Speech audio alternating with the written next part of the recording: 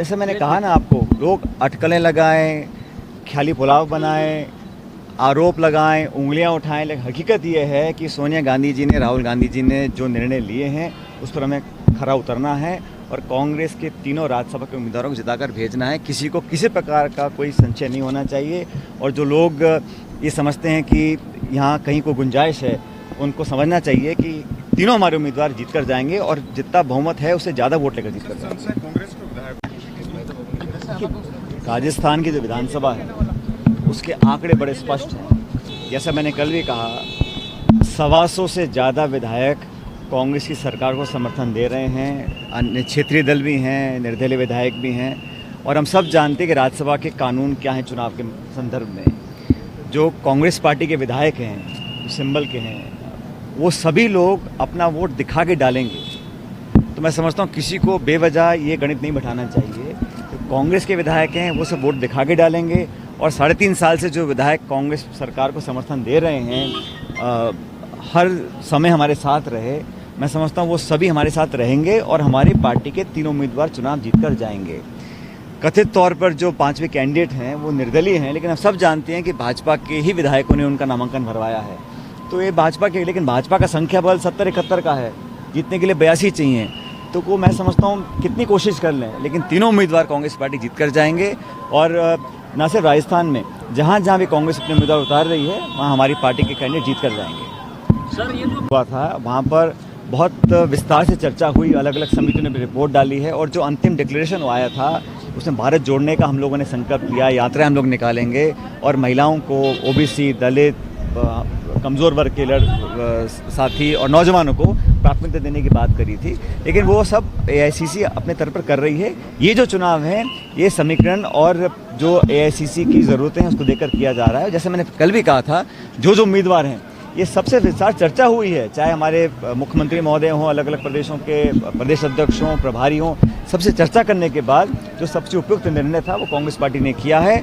और भारतीय जनता पार्टी कितनी कोशिश कर ले, लेकिन राजस्थान सहित हमारे जो कांग्रेस शासित प्रदेश हैं, चाहे छत्तीसगढ़ चाहे हमारा राजस्थान हो, हम लोग अच्छी तरह चुनाव जीतेंगे। बल्कि मैं तो कहता हूँ कि जितना लोग सोचते हैं उससे ज़्यादा मत लेकर हम लोग अपने उम्मीदवार को जिताएंगे। कल सीएम ने संभावित है क्योंकि अब सरकार का जो बीटीपी है, निर्दलीय है, उन पे ये सभी दल कांग्रेस की सरकार का समर्थन आज से नहीं कर रहे हैं, 2018 से कर रहे हैं। तो मुझे सब पे भरोसा हम सब लोगों को है। आप लोग फालतू में विवाद पैदा करने की कोशिश ना करें, क्योंकि जो हमारे साथ लोग थे, बल्कि हो सकता है अब भाजपा का जो आप देखो देश में क्या हो रहा है, शिवसेना बीजेपी के साथ थी, वो छोड़ के चली गई, अकाली दल बीजेपी के साथ थे, वो छोड़ के चले गए, अलग बहुत सारे दल थे जो एनडीए का ही अपने आप बिखराव हो रहा है। तो मीडिया में कुछ भी आता रहे, लेकिन जो एनडीए का गठबंधन था वो लगातार कमज़ोर होता जा रहा है। तो ऐसा क्यों सोचा जाए कि बाकी प्रदेशों में भाजपा को समर्थन वाले लोग बढ़ जाएंगे। भाजपा समर्थक पार्टियों की संख्या कम हो रही है और राजस्थान में हम लोग मजबूती से काम कर रहे हैं। जैसे मैंने कहा, भारी बहुमत के साथ हमारे उम्मीदवार जीतेंगे और जो भाजपा के साथी सोचते हैं कि कांग्रेस में सेंधमारी कर सकते हैं, उनको भूल जाना चाहिए, क्योंकि सभी कांग्रेस के विधायक अपना वोट दिखाकर डालेंगे। ये कानून नियम है राज्यसभा का। तो बेवजह ये एक तरह का माहौल पैदा करने का मैं समझता हूँ कोई फ़ायदा नहीं है। आज हमारी 2 दिवसीय कार्यशाला है, सब मिलकर यहाँ संकल्प भी लेंगे आने वाले समय में कैसे एकजुटता से चुनाव लड़ा जाए। और मैं बार बार कह रहा हूँ, कांग्रेस पार्टी की सरकार कैसे रिपीट हो, हम लोग इस बात को मानना पड़ेगा हम लोगों को कि एक बार हम सिर्फ 50 विधायक रह गए थे, एक बार सिर्फ 21 विधायक रह गए थे।